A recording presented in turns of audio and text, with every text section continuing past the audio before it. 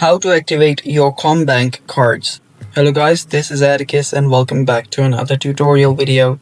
In today's video, I'll teach you guys how you can activate your CommBank credit card. So without any further ado, let's dive right into it.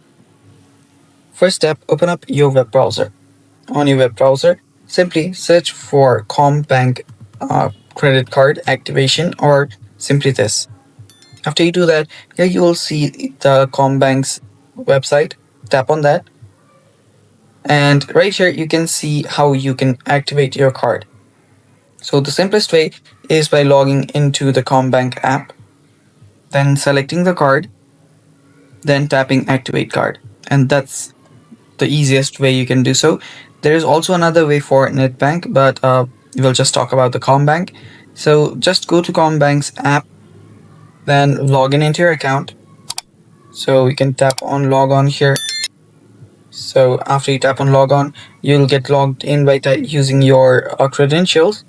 Then select the card, and after you've selected the card, tap activate, and you're good to go.